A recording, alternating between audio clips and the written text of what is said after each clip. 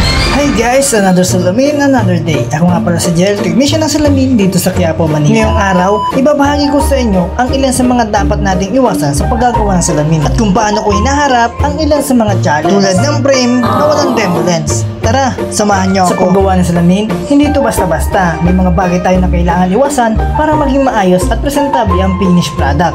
Gaya na kapag mali ang tabas o hulma sa lens, magkakaroon ng butas sa gilid ng frame. Pangit itong tignan at nakakahiya lalo sa customers. At ang sunod, hindi sakto ang hulma ng lens. Kailangan perfect fit kasi kung maluwag, may pasok ng hangin o alikabok. At kung masikip naman, pwedeng mabasag ang frame. At ang sunod, walang demo lens ang frame ng customer.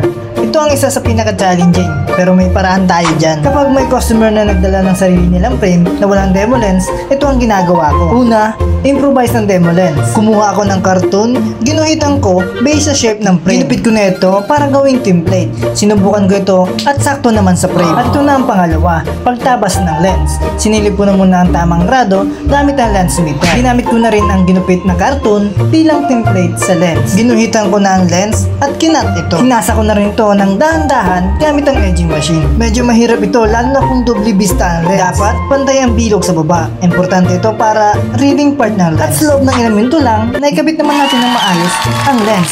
Kahit walang demo lens ang frame na ito. May mga pagkakataon na sumasablay tayo sa paggawa ng lens. Tulad ng may butas sa taas ng lens, pangit itong tignan. At madalas, pinapalitan namin agad ang lens ng panibago para hindi naman nakakahiya sa customer. At sa ilang minuto lang, napalitan ko na rin ito ng maayos. Walang butas, sakto sa frame, walang papasok na hangin o alikabok. At syempre, presentable kay customer. At yan ang ilan sa mga ginagawa ko bilang isang technician dito sa Quiapo, Manila. Laging tandaan, ang kalidad ng trabaho ay refleksyon ng ating serbisyo. Maraming salamat sa panonood. Huwag kalimutang i-like, i-follow at i-share ang video na ito. Hanggang sa susunod na video mga kasalamin. Thanks for watching!